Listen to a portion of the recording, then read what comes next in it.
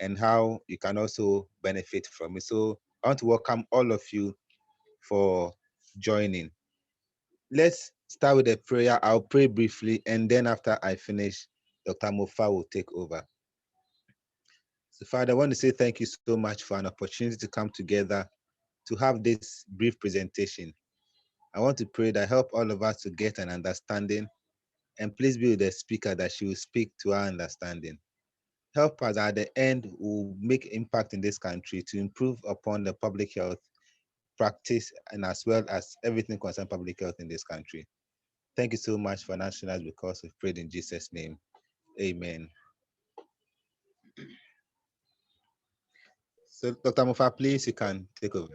Thank you. Yes, thank you so much, and welcome. I can see some familiar names.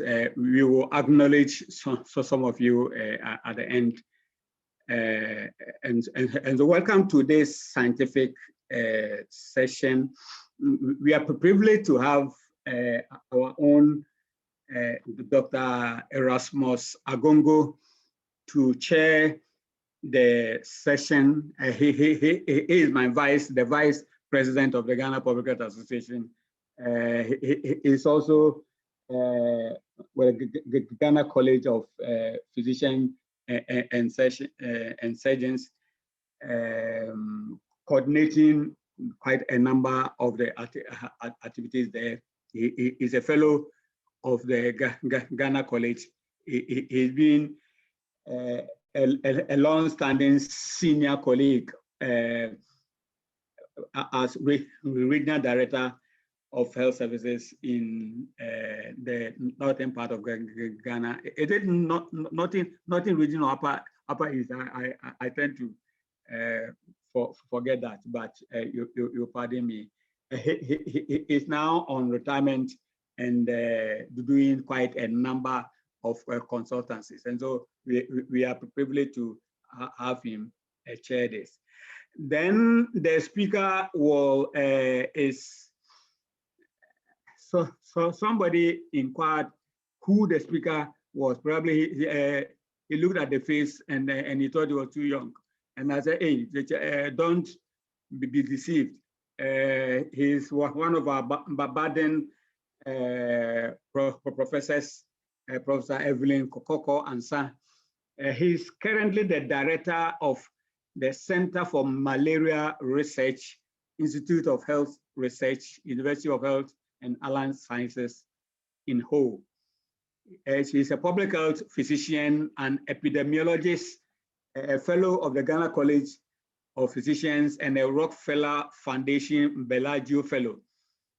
Professor Ansah has served and continues to serve at global and at the national levels. In fact, he was the vice chair of the technical review panel of the Global Fund to Fight AIDS, Tuberculosis, and Malaria. Incidentally, I also served actually in the course of my life. She currently serves on the World Health Organization's Malaria Policy Advisory Committee and Malaria Elimination Oversight Committee. And in addition, she's also on the Technical Evaluation Reference Group of the Global Fund, having previously served on the 5-member Bellagio Academic Selection Panel of the Rockefeller Foundation.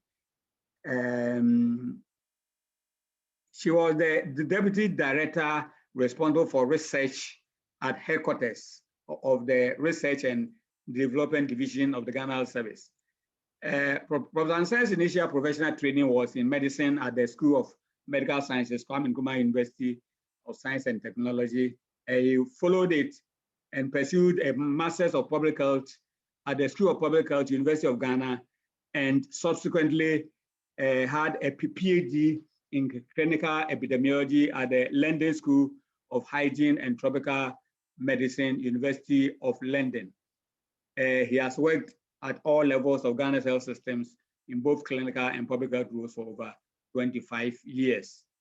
Professor Ansah has over the years contributed to developing capacity And she continues to do that in the for the next generation of public health professionals as an adjunct lecturer at the School of Public Health, University of Ghana, Ghana Institute of Management and Public Administration, GIMPA, the School of Public Health, University of Health and Allied Sciences, the School of Medicine, and the Ghana College of Physicians and Surgeons. He has, over the course of a career, supervised several PhD and master's students, both locally and internationally. I can go on and on and on, but key research interests, as you can obviously see, is in malaria, diagnostics, health risk systems, implementation research, maternal health, and capacity building for health research. We couldn't have had a better person to give us this presentation on the role of research. And so over to you, our chairperson, the Dr. Erasmus Agongo, for a brief comment from you. Thank you, my president, and good morning, evening, afternoon to all of you, depending on where you are. Thank you for making me the chair for this important lecture. I can see that some of my senior people are here. I can see David, which means that we have people who actually see this lecture as an important subject to be addressed, especially at this time of COVID-19. The new public health concept really has brought clearly that there is no any real division between personal health care and the community health care, and that it is even a bit more extensive in today's global environment, where it includes political governance as well as socio-economic and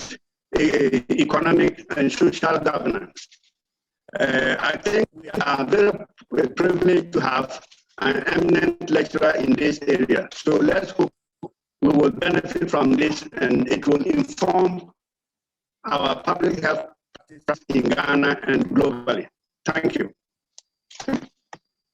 I now call on the speaker to take the board. Thank you. Thank you, Dr. Agongo, and thank you, Dr. Mufa, for the kind words. Good evening, colleagues, ladies and gentlemen. My talk is on the role of research in promoting public health. And I'm going to do this in this way.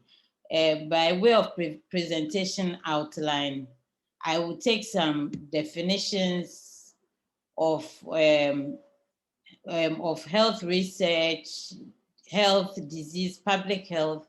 I will talk about the importance of health research. I will highlight some potential downsides to health research using some examples from history for us to learn from, and then go on to some historical perspectives on the role that health research has played in public health over the years. Give some more recent examples, summarize and give some acknowledgements. I just want to check if everybody can hear me. Yes, please. We can hear you. Okay. We can hear you. We can hear you. Okay, thank you very much. So health, the definition of health, which we all well know. Hear you loud and clear. Health is a state of complete physical, mental, and social well-being, and not merely the absence of disease or infirmity. And then if we look at disease, illness, and sickness, they are slightly different in that Disease simply means dis-ease, without ease, whilst illness is actually a social construct, which entails the presence of a disease as well as the individual's perceptions and behaviors in response to this disease and the impact of the disease on the psychosocial environment. Then when we take sickness, it's a state of social dysfunction. We talk about research because we want to discuss the role of research. We want to discuss the role of research in public health. And research is the systematic collection, analysis, and interpretation of data to answer a certain question or solve a problem. I have underlined these ones because we'll be coming to them as we continue over and over again. It is systematic, it is a collection, it's an analysis and interpretation of data. And these are very key parts of the definition.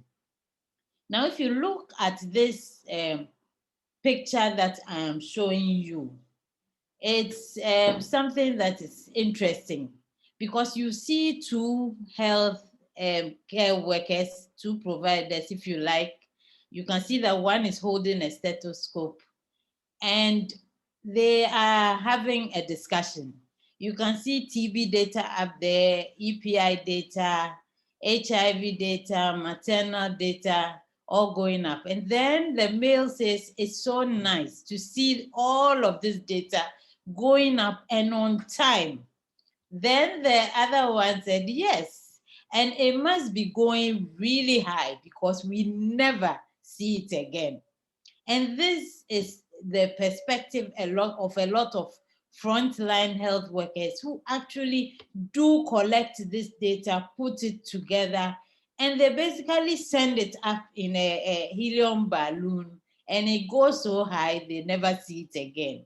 They really don't do much with that data that they collect. And we will see from the examples in history that actually the data that we all are working with around wherever we are is the beginning of the things, the observations that we ought to see to make a difference in public health. So when we say public health, what are we talking about? This is what we as a society do collectively to assure that the conditions in which they assure the conditions in which people can be healthy. So we do this collectively to make sure that the conditions are good for people to be healthy.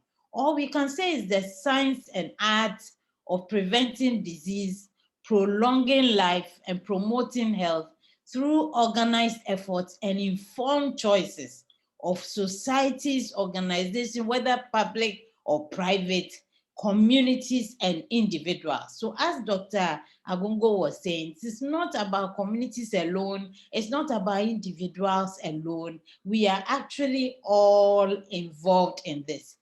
Big, small, black, white, fat, thin, all of us are involved in contributing to public health.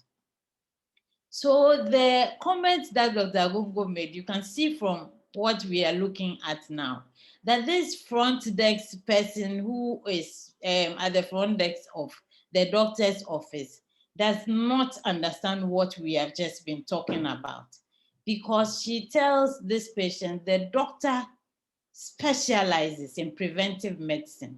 So if you are already sick, he's not interested at all.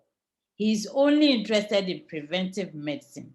But if you consider it carefully, the doctor who is interested in preventive medicine should be interested in what made this patient sick when all the preventive strategies are in place, because that doctor can learn something from this patient's being sick.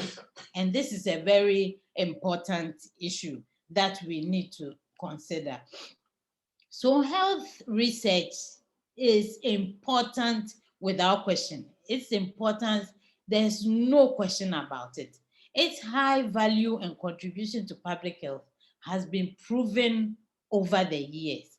And from this picture that you are seeing, you can see a jigsaw puzzle with one space empty. And that space must be filled by a certain solution, a certain piece.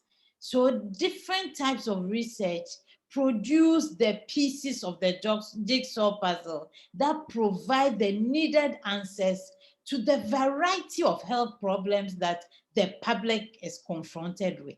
And the latest one we are all being confronted with across the whole world is COVID-19. So over the years, research has, among others, provided several pieces of this jigsaw puzzle. And some of these are disease trends and risk factors, the efficacy of medical interventions, including drugs, the outcomes of various treatments and public health interventions, adverse effects of certain medical intervention, some patterns and utilization of healthcare and how they impact on the general healthcare of the population, the effectiveness of medical interventions, including drugs, in different populations under different circumstances, because these may vary depending on where those same interventions are placed in different populations because of the context and the different circumstances there are. We are likely to see a different outcome. And all these things must be taken cognizance of in our search for health as a value that is good for all of us. Now, there are some potential downsides. So when we say the role of health research, we can't just look at the good sides and not look at the bad sides of this, so that we learn from history and see how to emphasize on that good side, capitalize on it, and promote those ones, whilst paying attention to some of these things that have happened in the past as health research was conducted with the aim of ensuring or assuring the public's health, and these downsides happening. I will take this from two notable experiments. And one of these is the Nazi experiment that took place during the Holocaust. And then the syphilis, the Tuskegee syphilis experiment that took place in Alabama in the US of A. So the Nazi experiments, the Holocaust, we all know, was an unprecedented crime that was composed of millions of murders, wrongful imprisonments, tortures, rape, thefts, etc. But the thing that we want to take cognizance of or pay attention to is the unethical experimentation that went on. People were put into experiments without their consent, without their willingness to be part of it. And sometimes this has led to their death.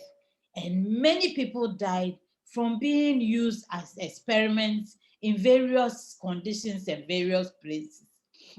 And in order to seek justice for this criminal behavior, the International Military Tribunal held a trial at Nuremberg in Germany. And this gave rise to the Nuremberg Code of 1947, which I want us to not lose sight of. And this code insists that everyone who is conducting research, supposedly or for whatever reason, for the benefit of the public, should not lose sight of the fact that they must anticipate the scientific benefits. The benefits that are to be accrued should outweigh the risks that those people who are involved in it would undergo. Animal experiments should precede any type of experiment. Those who are investigating must be qualified. So if it's a research that concerns children and it's a health issue, there should be a pediatrician in the team who has that expertise. There should be voluntary consent, unlike what we saw in the Nazi experiments, And that subject who consents should be free to stop at any time during the research. Suffering must be avoided and no intentional death or disability must occur. The subjects must be protected from harm and the investigator must stop if harm occurs. So this is the Nuremberg Code. So that brings me to another study, which was on syphilis, which was conducted in Alabama, USA. And if you look at the time period, this is 1932 to 1972. And remember, the Nuremberg Code was in 1947, right in the middle of this. And so it came up as this study was going on. And 399 African men and women were involved. There were a total of 201 controls. This was a very, what in quotes, successful study because there was no loss to follow up. Very few people dropped out of the study. The dropouts were very low. The researchers were testing these men for latent syphilis and studying its natural cause. So if a person gets syphilis, what happens throughout the whole the person's life until the person either dies or whatever happens to the syphilis happens.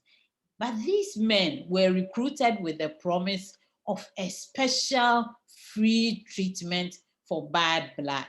And so they were not provided with the full information that goes with this research. So the special free treatment were actually spinal taps to take cerebrospinal fluid without anesthesia, and they were enrolled without informed consent. Now take notice that penicillin was discovered while this study was going on. And the very first patient ever to be treated with penicillin was treated in 1942. So the drug became available and could have been used to treat these people. The study had already been going on for 10 years when the penicillin was discovered. And the study, which was reported openly, continued for another 30 years with these people being denied antibiotic therapy because they were in the study, even though penicillin was available. Syphilis in these people was left untreated. There were actually letters put on their army service records that they were not to be treated for syphilis with the penicillin. Finally, somebody blew the whistle and the study was halted in 1972. With 74 of them still alive, about 100 in the meantime had died from syphilis. This was a research that was supposed to be contributing to public health by finding out what happens with syphilis. So these downsides are lessons we must learn from.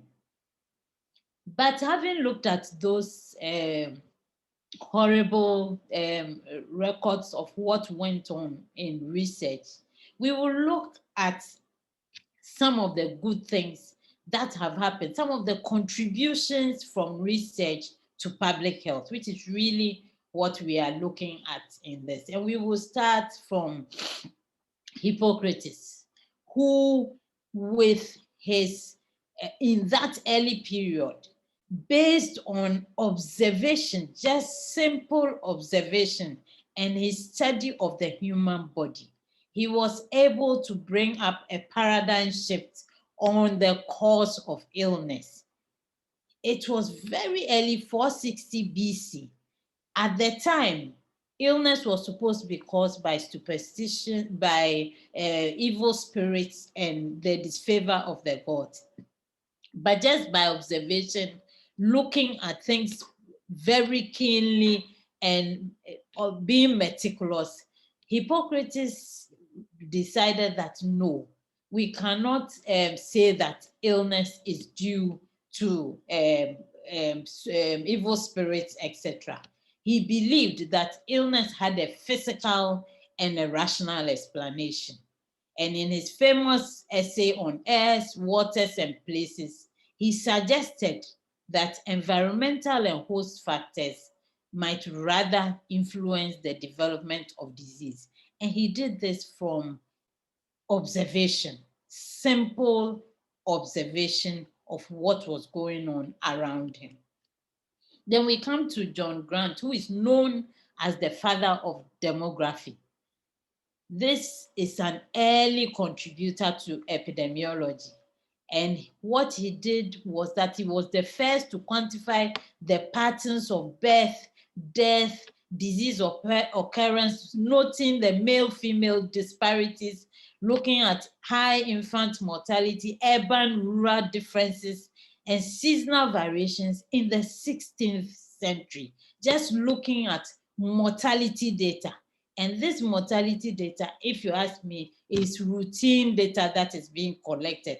And looking at it, he was able to do this quantification. I'm pointing out how these early contributors to public health brought up or found the things they found. And we have seen that observation was a key thing. And just looking at the data and trying to make sense out of it is a very important thing. Then we come to James Lind, who was a Scottish physician who was also living in the 17th century. Somehow these people didn't seem to live very long. And he also looked at the treatment of scurvy. Scurvy is caused by vitamin C deficiency. At the time, people did not know that. He saw this among the sailors. Sailors would sail for very long periods of time, run out of oranges and whatever they had on the ship, and therefore lack vitamin C for let's say over 3 months, and develop this deficiency, which is called scurvy. And he was able to link all of this and identify what the cause of this illness is. And that is his major contribution to public health. Then we bring Edward Jenner and smallpox vaccination. This is the father of immunology, and he pioneered the first world's vaccine. He did some experimentation with cowpox and smallpox in the 17th century and did some years of observation. Again, you note observation. And then he carried out an experiment. Now, this experiment, I'm in two minds about it because I'm not sure whether it was ethical. This was an 8-year-old boy that he did this experiment on. And whether he provided consent or was old enough to understand and provide consent is another debate altogether. But then he took parts from somebody who had cowpox, applied it to the boy, and then exposed him to smallpox later. And he didn't get the smallpox. So he identified how vaccination could be done. And vaca means cow. And so he's the father of epidemiology. And he did this from observation.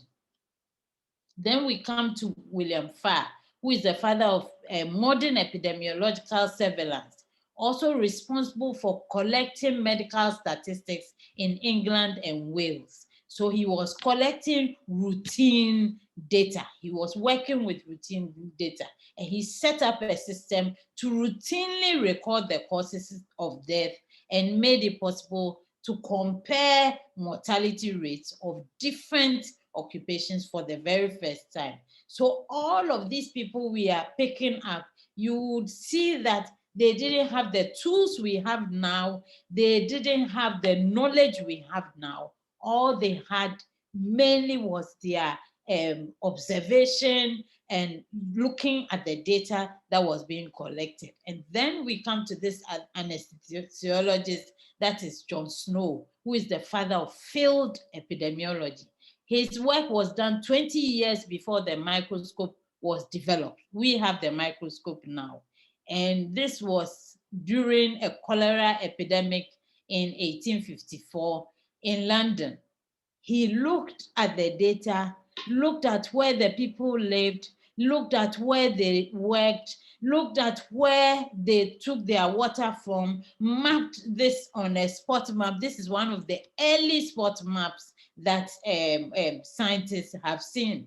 Mapped this on, and then came up with a hypothesis that water must be the source of this cholera. There was no microscope, so there was no way of seeing the Vibrio cholerae. He didn't know what was in the water, but by observation, he decided that it must be water, and that was his hypothesis. And so, having come up with that hypothesis, he actually put in an intervention, and the intervention was to remove the handle of the pump, and the outbreak stopped. So this is very early epidemiology, observation, looking at the data, looking at the events around, seeing what is happening in the field, putting in an intervention, and then coming out with the outcome, and then making a conclusion on what. So he discovered both the source of the cholera outbreak and discovered how to prevent its reoccurrence. And this, John Snow, is the earliest father. So this pump is actually still in London and on Broad Street.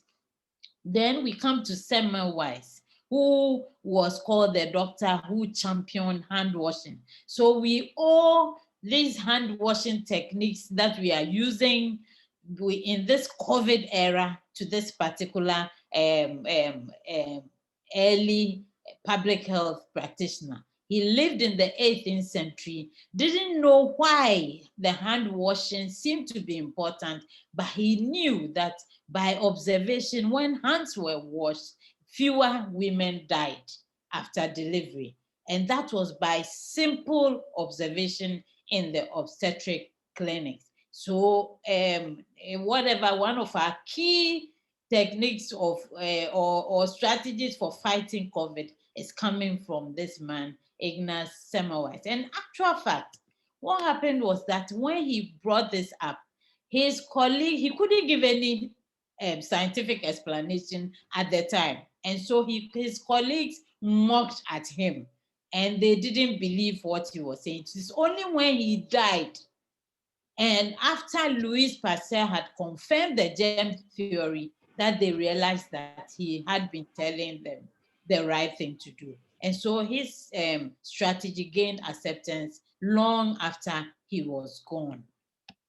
Then we have Joseph Lister, who also came up with antiseptic methods, and he's the father of aseptic techniques. And his techniques saved a lot of German soldiers during the war.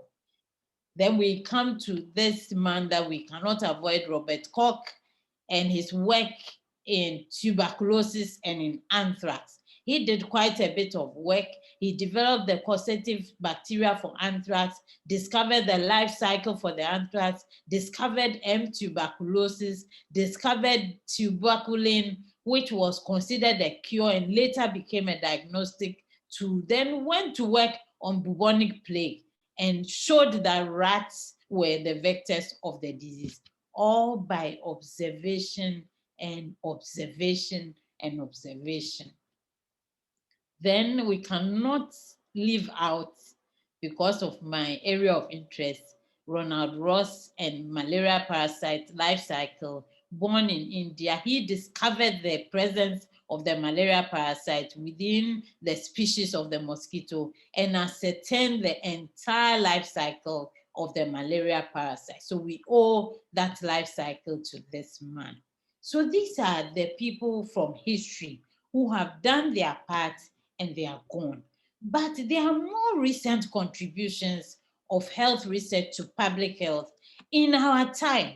So there are some of us also who have made contributions to public health in various areas in our lifetime. And we cannot talk about these things without bringing these new contributions and role of some of this health research in the things in where we are now. We cannot avoid discussing them. And when we come to malaria control and elimination, we talk about the insecticide-treated net use, which reduces morbidity and mortality. prepackaged tablets for children, improving adherence. We have the malaria rapid diagnostic test, which has increased access to malaria diagnosis, and the Rtss vaccine, which is actually in its incubation and still in the process of achieving its fullest potential. So with regards to the ITN, we have 4 large-scale insecticide-treated net trials which took place in Africa. Ghana was one of the countries that took part in this study, and this showed that sleeping in nets can reduce all-cause child mortality by 15 to 33%. And as a result of this work, ITN use is now a key preventive strategy in the control of malaria. Some of the papers are the ones on the right, including the Ghanaian one. And so these nets are an important strategy now. Then there are some pieces of work that were done also earlier on when I remember from my childhood, most of my childhood till adulthood, we all knew that syrups are what children are given and adults take tablets. And so we had the malaria chloroquine syrup, we have the multivitamin syrup, paracetamol syrup, everything was a syrup if it was to do with a child. But during that period, there was some observation that there was some confusion on the mother's minds when we say teaspoon, which was the usual dispensing instruction. Take 1 teaspoon morning, 1 teaspoon afternoon, 1 teaspoon evening. And this one, take 1 teaspoon twice a day. And that one, take 1 teaspoon 4 times a day. By the time the mother collects the 4 bottles and leave the presence of the dispensing technician, she's confused as to which bottle was 3 times, 2 times, 4 times, because they all look the same. They all are syrups. They look the same. We didn't have bottles. We used to bring bottles and then the drugs would be poured into it. So at the time, there was this confusion from studies that were carried out by following the mothers into the home. We realized that there was an even greater problem in that when we say teaspoon, we are assuming that everybody belongs to the Queen's family and takes afternoon tea and therefore knows what a teaspoon is. And to our surprise, we realize that when we say teaspoon in the health facility, the mother goes home and the teaspoon can be a tablespoon, it can be the cover of the bottle, it can be a coffee spoon, it can be anything. Once it's a spoon, it's a teaspoon. And so this led to poor adherence and associated development of resistance. And a number of studies that were carried out provided the basis for policy change. And that is why after following that, tablets were rather given to children rather than syrups for anti-malarials. Then we have the malaria rapid diagnostic test, which brought some revolution in terms of malaria diagnosis. Access to diagnosis is rapid. You don't need a full-scale laboratory. You don't need a laboratory technician. It can be carried out by health providers, community members, drug shop attendants with about half a day's training. They can be trained to do it. Reasonable cost. It can be carried out in the drug shops and everywhere. And this also made an impact. And all these studies were done not in the 16th century, not in the 18th century, during our lifetime. And then we come to the Rtss vaccine that we have is the first vaccine for malaria that is being introduced, and it was Ghana participated in the trials that led to the discovery of this particular vaccine. Is being deployed in a phased manner in 3 countries, Ghana, Malawi, and Kenya. And in Ghana, the deployment is being carried out in Volta, Oti, Central, Bronx, and Ahafo regions. And this is to learn lessons for full-scale implementation. So contributions are being made to public health.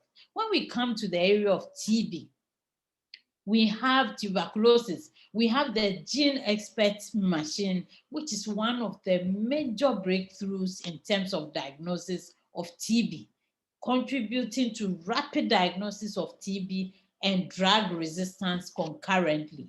And this diagnostic tool has helped in the TB in the control greatly, alongside a different regimen now that has been found for MDR-TB, that is the multi-drug resistance TB, where now instead of the injectable, which patients found difficult to adhere to because they have to travel every day for this injection, now there's a shorter all oral regimen, all due to the work of scientists who looked at the efficacy of these drugs and looked at how they would perform under real world conditions.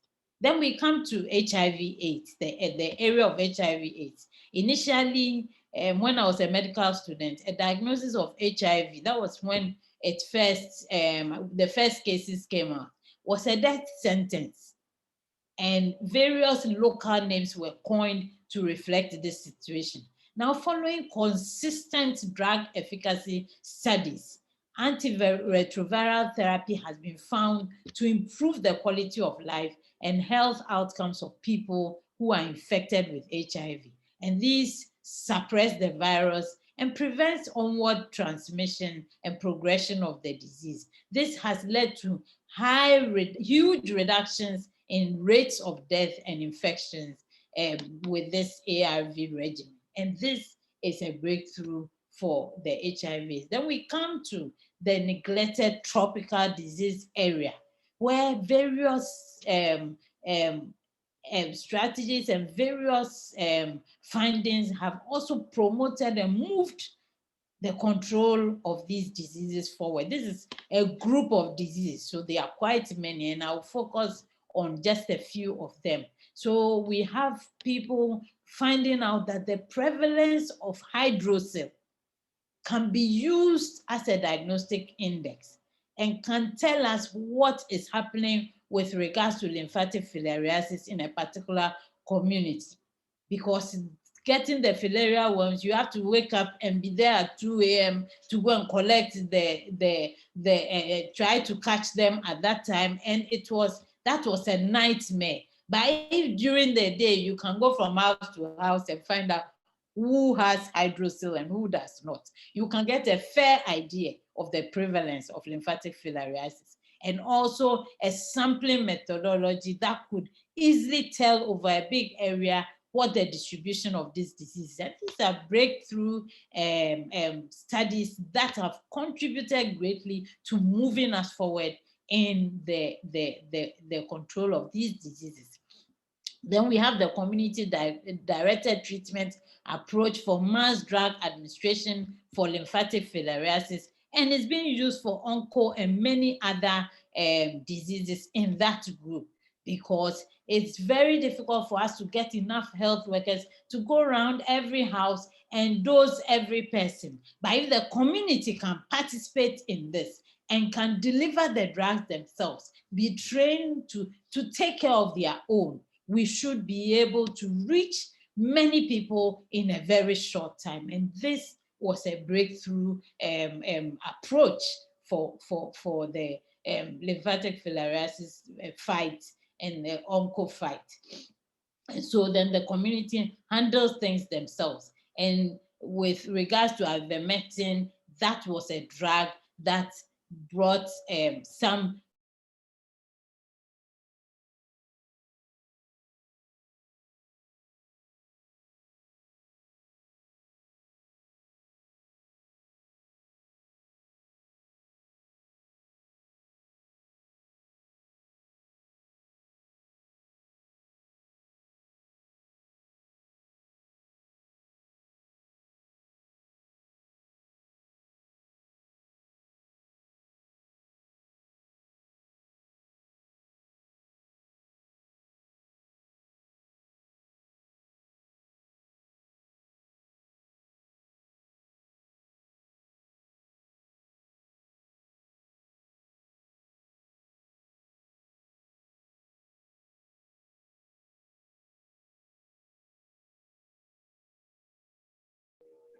We lost you, Evelyn. Yeah.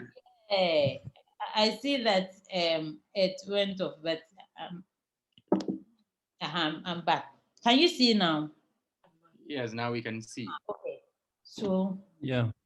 so the geography, so this Navrongo experiment resulted in the CHIPS program that is providing solution to Ghana's geographical access problem. And then we have the financial access, where several studies in the 1990s and early 2000s were aimed at finding a solution to the challenge of poor financial access to healthcare. And we can cite our current national health insurance, which use lessons from all of these studies, including the first district-wide health insurance scheme in the Dangbe West District. Then we come to the NCDs, and one breakthrough thing that has been found is the HPV vaccination, which Ghana is still struggling to implement. Even though we are happy that it is a very important thing for public health, we are still looking at where we can get the money to implement this. It can eliminate cervical cancer just through vaccinating children around the age of 30, before they are 13 years. At least 90% of the cervical cancer is caused by this HPV strain 16 and 18, which we can use a vaccine for and then bring it down considerably. And this is a major finding that we have. Then we have other findings in the area of cancer as well, in the management of B-cell malignancies. FDA approved drugs that have been found, which have revolutionized the treatment of B-cell cancers. And then more recently, a monoclonal antibody for prevention of recurrence of breast cancer has been shown to reduce breast cancer recurrence by 46%. And this particular issue is a problem with breast cancer, because people think they have dealt with everything, then suddenly it reoccurs. But this drug helps to reduce this by 46%, and it's something that has won a lot of awards because of that. So these new things are being found. We can't talk about health research and the fight that is going on and how we are promoting the public health without bringing in antimicrobial resistance, which is a current and a very important issue we are dealing with, and needs people to look at it, observe, and see what we can do. It covers antibiotics, antivirals, antifungals, antiprotozoals, and actually straddles humans, animals, and plants. And if we do not pay attention to this particular issue, we may have a problem. But WHO is supporting a standardized approach to collecting, analyzing, and sharing the data. And this reminds me of the definition I provided for research earlier. So this is going on so that it will inform our decision making and how we handle this. And Ghana is a key contributor to this fight. Then we come to COVID-19, and I borrowed these slides from Professor Japon. He gave the talk the last time. I borrowed this particular slide from him, where we are talking about emerging diseases. So as we are fighting the old diseases, new ones too are coming up, and COVID-19 took all of us by surprise this particular year. But I must say, even though we were taken by surprise, work is going on in many places. This is Ghana's data as of today. We managed to bring it down to 300. We crept up to 1,005. We have come down slightly. Hopefully, we should be coming down, I hope. But people are looking at vaccines. People are working on vaccines. There are 115 candidate vaccines all being worked on at this point in time. And so we see that health research is still doing its contribution to public health, even in the midst of this global pandemic. So in summary, I would say that the role of health research in public health cannot be overemphasized.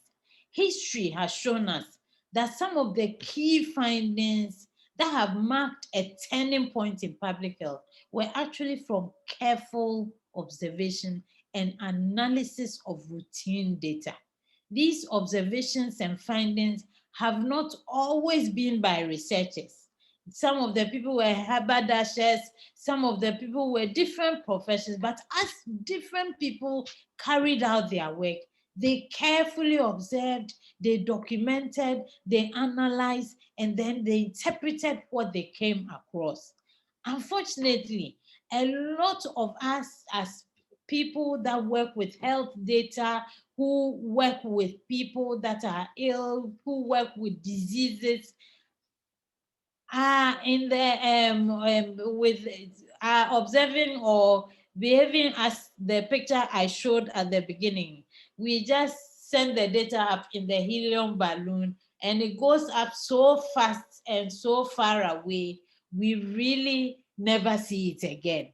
And that attitude, if we do not change in many places, it will be difficult for us to quickly meet the challenges that we are confronted with. Those people ahead of us and those people I've just talked about looked at what was around them, looked at the data, interpreted what they were coming across, and we all can and must continue to do the same. The world is being confronted every day by new health challenges, and we need to be the Jon Snows of our time.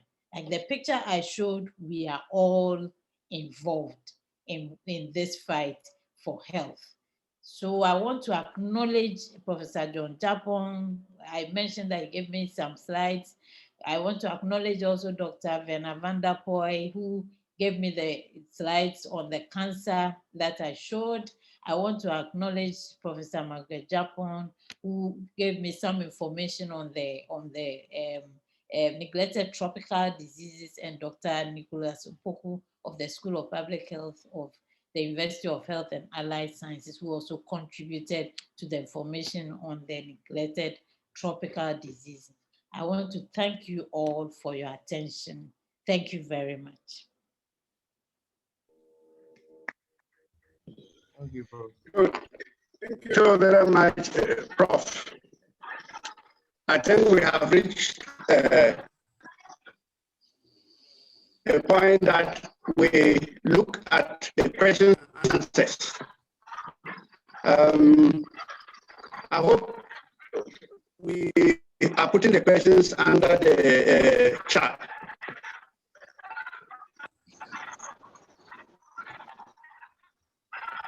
Moderator. Dr. Agongo. Yeah. I can see the questions. Okay, I have a few questions. The first one says, what is the difference? Hello? Yes. What is the difference between surveillance and research, and even routine data collection? Somebody wants to know. Okay. So I think that is Dr. Amufa carrying goes to Newcastle. Okay. He wants to know what the difference is between surveillance and research. And he wants to also know how this differs from routine data collection, because I referred to all of these as I went on. Routine data collection there shouldn't, to my mind, there shouldn't be just for a health provider routine data collection where we collect data and just hand it over to somebody, park it somewhere. As health providers, as people that generate the data, we actually should be looking at the data and interpreting the data and using it at the point where it's produced for decision making. It shouldn't be that health providers are collecting what they call routine data and then putting it in a helium balloon, which goes up so far that they never see it again. And it does not inform anything that they are doing around where they are.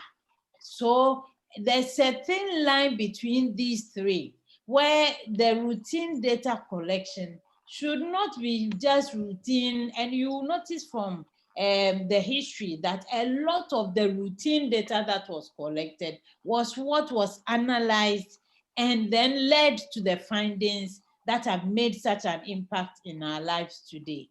So in effect, they are different, but they should all be doing the same thing and leading to the same thing. Thank you very much. Actually, that is important because my professor told me that, look, there is a very thin line between health systems research or research and and good management. Because for a good manager, you must take your decisions based on information. And so it is important for managers to do that. And research will augment or potentiate their management. Thank you. If anybody has any other question, can put the chat box. Alternatively, the person can raise his or her hand if you want to ask a question. Okay. I think somebody is saying what sources of funding are available for researchers interested in investigating into the prevention and control of NTDs in Ghana. I think there are quite a number of sources of funding for this. And this ATM, the ATM is different from the NTDs. But the NTDs, I would say, are gaining a lot of attention. And the comment is that they haven't gained much attention. But now the NTDs have become they are becoming the favored child, along with the ATMs. And so a lot of funding is going in that area. And since there are a lot of diseases in that group, people are looking at different aspects of different diseases and also seeing them as one in a certain way, because there are certain ways in which they are similar. So there is funding, and maybe you can link up with me later on so that I can point you to some of the experts like Professor Japon and Margaret, and who are in that area of NTDs. You should be able to get funding. But having said that, I come back to the point I've made consistently, that some of the data we are collecting around us can be used, can be analyzed for some of the decisions that we need to make and some of the new approaches we need to come up with. Thank you very much, Mauli.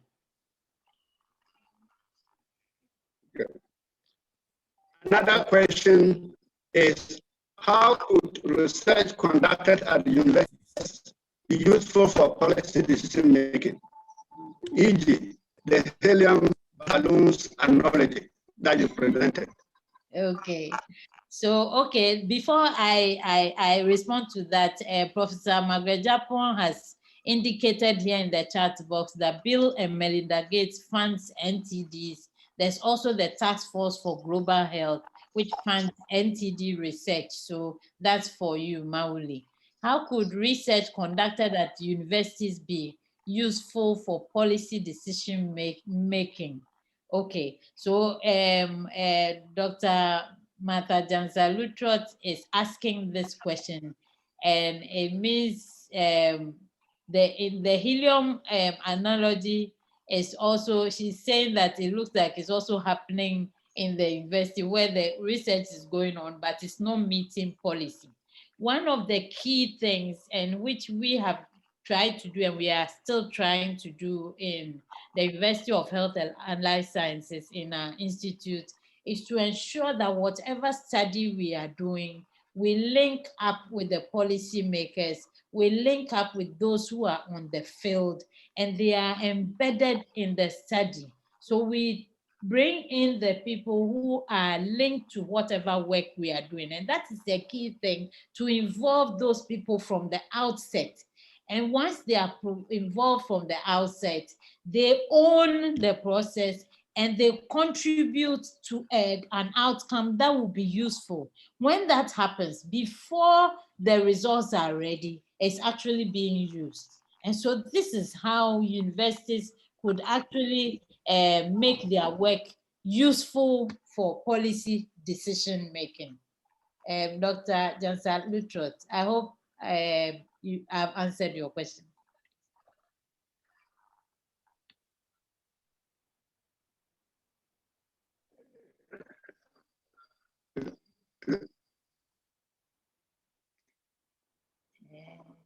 Hello?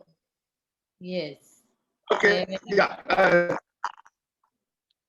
Okay, the next one is, how ready are the health authorities to implement results of research that directly affect their work? Already. Yeah. How ready are health authorities to implement the results of research that directly affects their work? They may be ready, they may not be ready. It depends on how they are involved in the research from the outset, and also contribute to how it is shaped and it responds to the questions they have. Sometimes research is conducted that is answering a question that has not been asked. And if that question has not been asked and somebody is busy answering it, once they finish answering it, the answer will sit somewhere because nobody asked that question. But if the people who should be involved in that are involved from the start, they will shape the question such that it will be what they need answers to. In that case, they will implement the results. So that is the major thing. It depends on how they are involved from the very beginning. Thank you. Yeah, I think actually that question was thrown to all participants, particularly those who are policymakers. And the other question, we should go to politicians, participants, and especially the policymakers.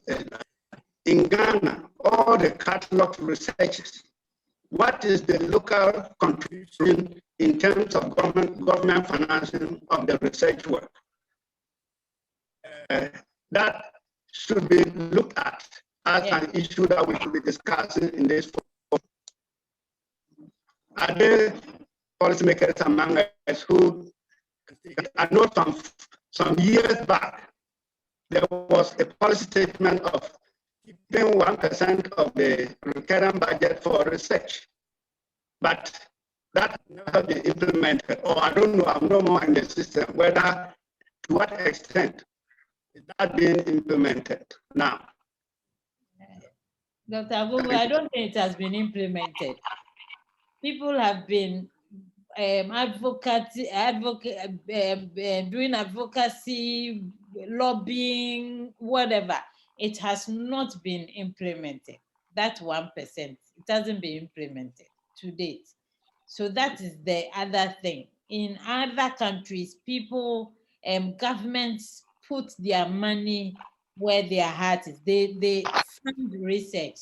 Unfortunately for us, we want the results, but we are not putting money where it should go. So that is we had a convening recently to discuss this issue about funding for research. We came out with a communique at the University of Health and Allied Sciences with support we did a convening which involved people from other countries in Africa to discuss this issue of funding by our own governments for research without waiting and looking for somebody to drop something from somewhere. That is one of our major issues.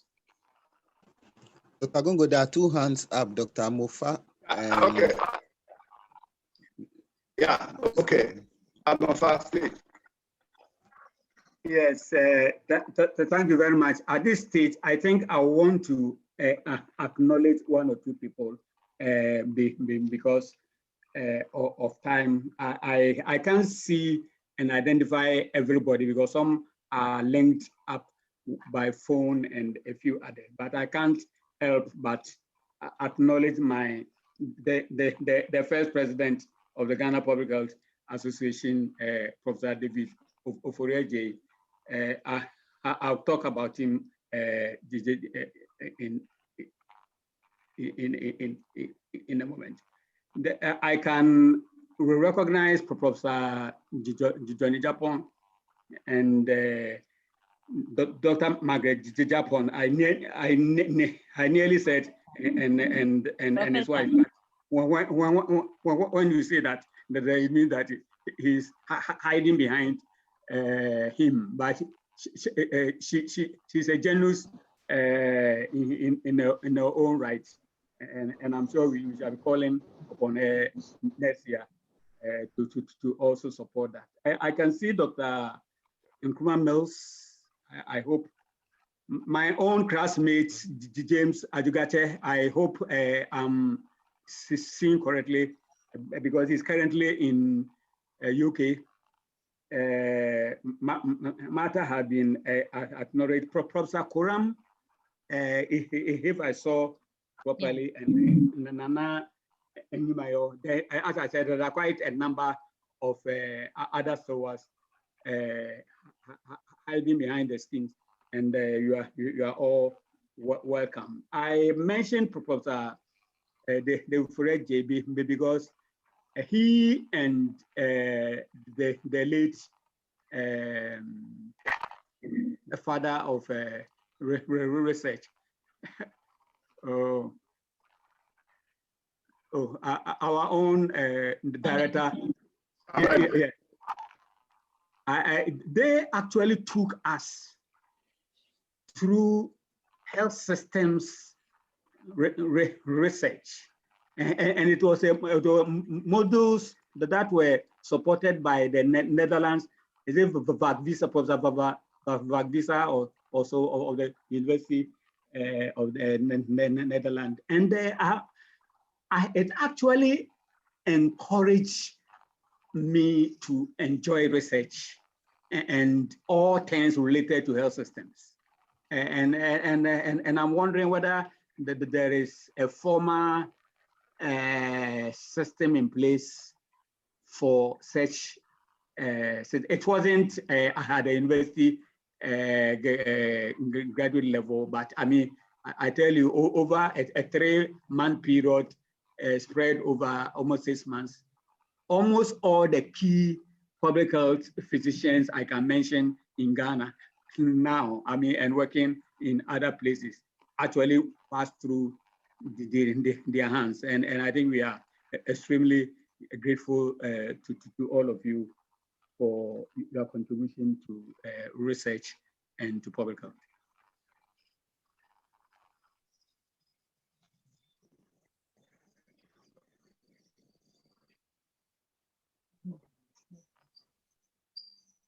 Thank you, Dr. Mofa.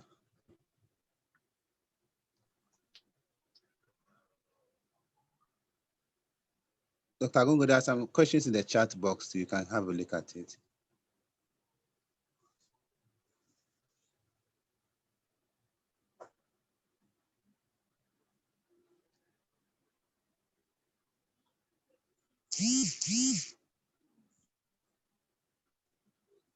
Okay. Dr. Gongo, can you unmute if you can? All right, then please, we can take the next questions in the chat box. The Okay, what approaches and strategies are researchers leveraging to ignite and support the interest of people outside research? That's the question. What approaches and strategies are researchers leveraging to ignite and court the interest of people outside research? Invariably, they contribute to propagate the relevance of research. The approaches that are, one of the approaches is actually implementation research, where the stakeholders are involved from the beginning. And I'll cite an example of something we are doing in the Volta region, where together with the stakeholders, teenage pregnancy was identified as an issue by the community, by the DHMT. So the proposal was written together with the DHMT, and the work is being done together with the DHMT, and the results are being implemented by the DHMT. And so there's no struggle in that area of here is research we have done, aren't you going to implement it? There's no issue at all because we are working on it together. The results are in their hands and they just implement as it goes along. And several studies like that. So these are some of the approaches and strategies of people being leveraged. So they get an interest in the research themselves, they own it, and they can move with it. So this would be one approach that I'll talk about. Okay. Thank you. I think there are no more questions. No, there's another question by Bakon in the chat box. Can you check through it? It is asking about ITN, the value of ITN, and then you say that is the most effective strategy. Why shouldn't we channel resources to environmental management or something? I mean, I think it is in the chat. Yes, I've seen it. He's Okay. saying that his question is that isn't it better for us to channel our resources in creating a conducive environment than investing in ITN, which isn't a permanent solution? Because it looks like we share the ITN and people still get malaria at a higher rate. You are right. In some of the areas, ITNs are shared.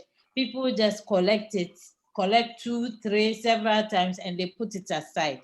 And they never sleep in it for various reasons, some of which are sociocultural. So that has been recognized that just one size fits all will not do. And therefore, the Global Malaria Program and the Malaria Control Program of Ghana, working with the Global Malaria Program, is now coming up with what we call the HVHI. That is the for high burden countries. The places, the districts and the areas are being segmented, and then each context is receiving interventions or going to implement interventions that are relevant for that context. So for instance, for Greater Accra, in a lot of places, if you give people nets, they will not sleep in it. In fact, the distribution is even a challenge.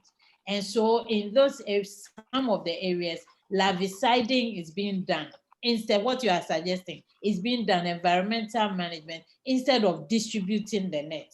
And in some areas where the people would sleep in the nets are going there. And so all this is being taken up. So in the new strategy, there's a segmentation of the country, and each area and context is the implementation of the interventions, what will suit that particular area and will be most effective. So that is what is happening. I hope your question is answered.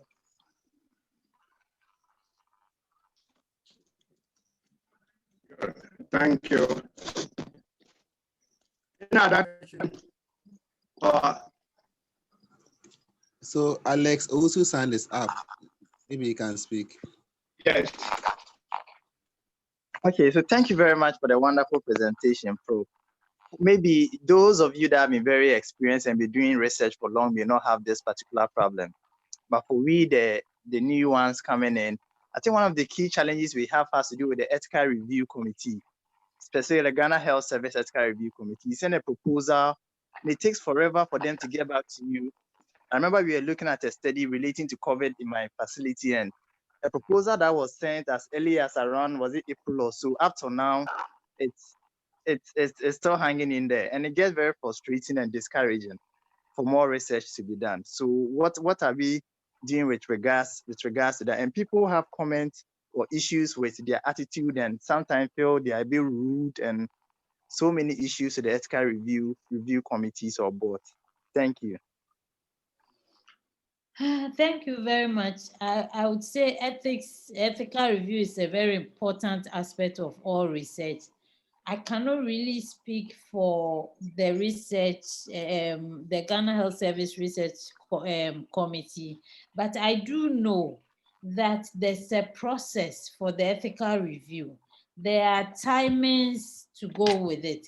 And so there's a time that when you submit your proposal, you will meet the next ethics committee sitting down, and then they'll review your proposal at that time, and then you get it on time. Sometimes I know that people miss the timing, and by the time they submit it, it is like the next day or next week for the committee to sit. So in effect, they will miss that particular sitting and have to be on another sitting. But April to this point is rather long, and I would suggest that you perhaps take a visit to the place to find out what the issue is regarding your proposal in particular, because for what I know, their timing is, this is a bit on the long side. So there must be a peculiar problem that if you went to discuss with them, you probably find a solution to it. All right, thank you.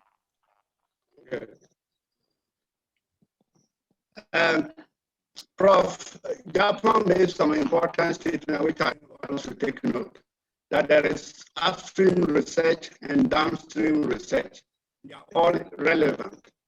And I think it was from that point that Dr. Mafa was explaining earlier, when the director of medical services then, Dr. Adibo, came up with the strengthening the health system, establishing the research unit, which is now a division, and made effort to have research teams at the regional and district level so that they will be able to look into the low-level research that answers to the basic problems at the local level.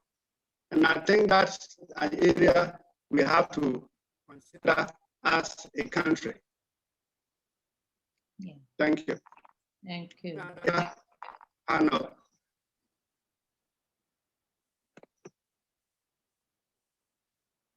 Okay, no hand up. I can make my comments. I must say that the presenter has wonderfully presented the topic, and there's no way I can summarize all what she said. But suffice to say that she tried to put us on the same page, given the definition of the key terms involved research and public health, and of course outlined the importance, but also noted the very fact that if it's not properly taken off, it creates problems because people will be taken for granted and then be maltreated because of research. And therefore, although we are talking of research, it must be research, honest research, valuing the human being. And she went in to indicate, to give us an outline of the forefathers who actually laid the background in terms of research work, the findings today that is guiding the development of research and public health in general. And she came back home to identify the recent discoveries or interventions or work that research has contributed to public health. And she particularly focused on what happened in Ghana. A lot of it, Ghana has played a key role, which is a plus for us. Last week, there was the Alliance for Health and Research, Health System Research, WHO. They had the research week, the primary health care research. And in fact, this was a major area that most countries in lower and middle income countries need to spend some, invest in primary healthcare research, because it's the foundation of universal health coverage and the attainment of the SDGs. So I think that was well admitted. And of course, there are challenges, as the panelists indicated, that needs to be addressed. Antimicrobial resistance, the emerging diseases. COVID is a typical example we are still grappling with, because we don't know so many, there are so many gaps. That is why we are not getting hold on it. That clearly is a pointer to everybody, not necessarily the public health community, that they need to invest in public health research, or else all other systems, even political systems, can break down. And so it is important. And therefore, the takeaway was one, that observation is a primary tool for research, and that we should observe our forefathers. That's how they started with. Secondly, data can be turned into useful information to take decisions. We shouldn't only collect and forward it to some people. Systematic collection of that data and scrutinizing it, analyzing it properly, can provide useful information, discover useful discoveries that can improve research. And not lastly, the issue of funding. And I think this is a part of whatever message you want to send out. We should hammer on this. Government needs to invest in public health research, because the seat is now hot, and if they can do something about it, we will suffer in the future. At the early stages of the COVID, I made a statement which has stated that our regional research centers are suffering. They are suffering because even their personnel, they have to depend on the donor funding. A lot of them are not on government payroll. So as the government is trying to support business, they should also support them in terms of taking at least their workers off into government payroll, so that at least they can breathe. So I hope that the community will also look at this funding issue, so that we can promote public health research. To organizers for making me your appointment. Thank you all for participating in this important workshop or seminar. Thank you. And particularly the presenter, you have sent a wonderful message across to all of us who participated. And there are requests from participants whether they could have access to the slides. That is your prerogative. So I only have to. Yes, I'll share the slides with I think maybe Dr. Amufa. I'll give the slides to Dr. Amufa, Yes, and then everybody yes. can get it. Thank you very much, and thank you, everyone, especially our budding professor for today's excellent presentation. This will be the last of our monthly virtual presentation. This has been the benefit of COVID. We were struggling to get 10 people to hold in-person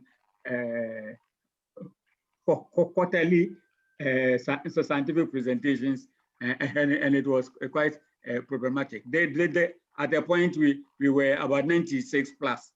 I mean, very virtual, and at least we've been able to maintain not less than 70 at every meeting.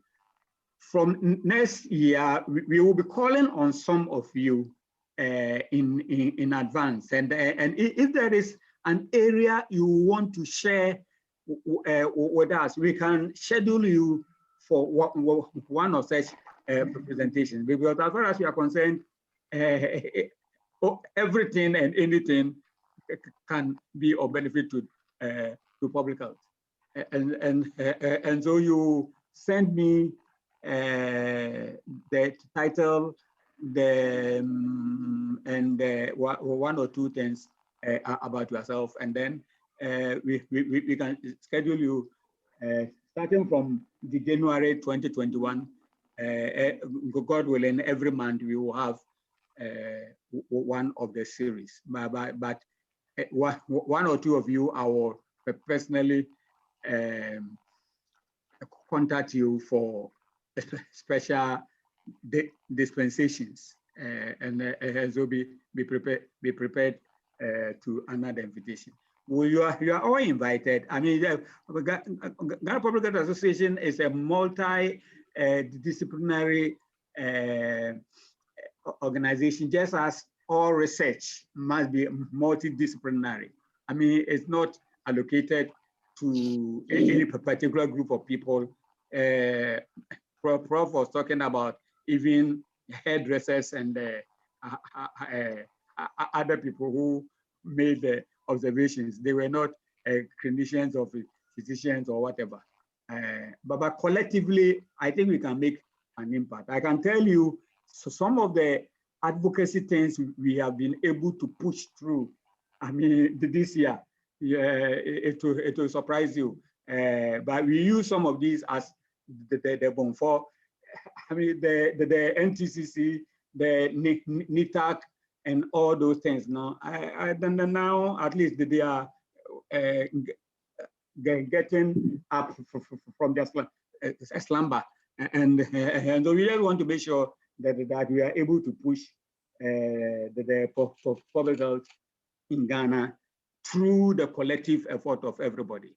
And so I want to thank you once again for your participation, and we hope that next year we will pick it up. If you are interested in joining, you just send me a mail, and it's a very simple procedure to join. We will have the closing prayer by the James once again, and then we'll call it off. Okay, thank you very much for coming. Let us pray. Father, we thank you so much for being with us from the beginning to this end. And we pray that you help all of us to be able to do our best to research, to find solutions to the problems around us, so that we can be able to make this world a better place for us. Please bless us all with a good night's rest and wake us up tomorrow to our various activities. In Jesus' name we pray with thanksgiving. Amen. Amen. Amen. Thank you very much for coming. Thank you. Yes. Thank you, Prof. Thank you, everyone. Amen. Thank you. It's Namidos Sunshine, a familiar face, or hiding behind a